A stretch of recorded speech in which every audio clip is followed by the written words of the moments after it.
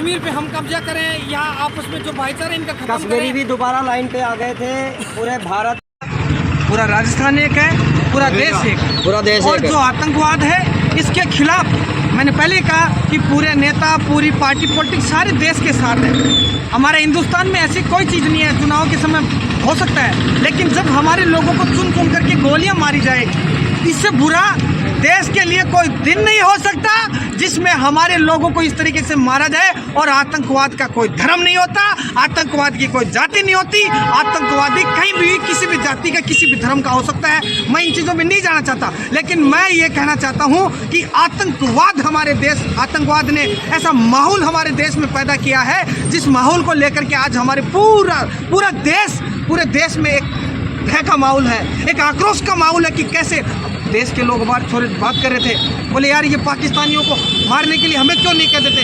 वो बोले इसमें पूरा पाकिस्तान तो दोषी नहीं है, उसमें तो हिंदू भी है, मुस्लिम भी बहुत सही है। क्योंकि अभी जो पहलगाम में जो घटना हुई उसमें भी आप समझ सकते हो कि उन जो टूरिस्ट वहाँ पे गए थे उनको बचाने के लिए एक मुस्लिम नौजवान ने खुद आगे बढ़ के उनको बचाने के लिए उसने गोलियाँ खाई। तो हम इस चीज़ को तो नकारते हैं कि ये किसी जाति धर्म का मामला है, लेकिन हम ये कहते हैं कि मानसिकता कहीं ना कहीं जाति को लेकर के उन जो अपराधी थे, जो आतंकवादी थे, उनमें है। और वो देश का इस प्रकार से माहौल खराब करना चाहते हैं, क्योंकि वो चाहते हैं कि जो हमारा जो कश्मीर का जो हिस्सा है उसको वो लोग लेना चाहते हैं, वहाँ पे माहौल खराब करना चाहते हैं, वहाँ के कुछ लोगों को साथ में लेते हैं पैसों की लालच में। और ये मैं समझता हूँ कि देश हमारा समझदार है, ये ऐसी घटनाओं पर भरोसा नहीं कर पाई आज तक। लेकिन अब पूरा देश मोदी जी की तरफ देख रहा है, पूरा पक्ष विपक्ष सारे लोग एकजुट होकर के हम ये चाहते हैं, हमें कोई पार्टी से मतलब नहीं, कोई पॉलिटिक्स से मतलब नहीं, किसी नेता से मतलब नहीं, हमें मतलब है हमारे देश में अमन चैन शांति होनी चाहिए। हम इसलिए वोट देते हैं, इसलिए सरकारों को चुनते हैं।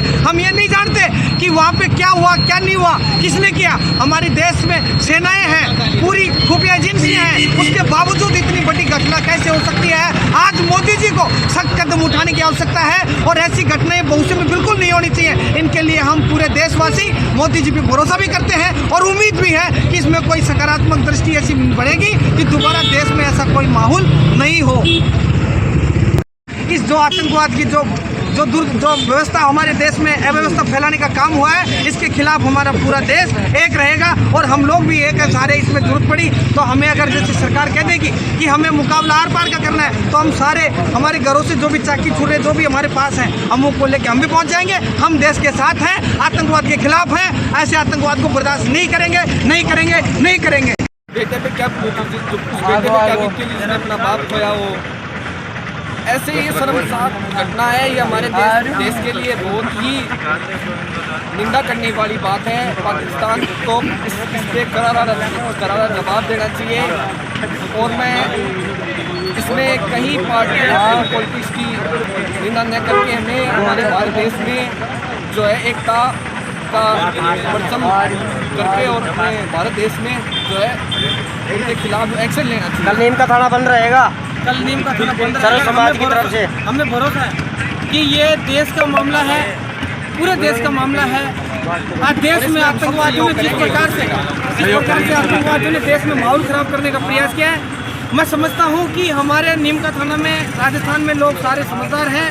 वो अपने देश से बहुत प्रेम करते हैं, क्योंकि इस देश की मिट्टी से हमारा बहुत गहरा जुड़ाव है। इसमें पैदा हुए हैं, इसी में हम एक दिन चले जाएंगे। मैं समझता हूँ कि सभी लोग देश प्रेम को ध्यान में रखते हुए, शांत हो जाओ, सभी लोग देश प्रेम को ध्यान में रखते हुए निश्चित रूप से इसमें सहयोग करेंगे। पूरा हमें भरोसा है, उम्मीद है हमारे।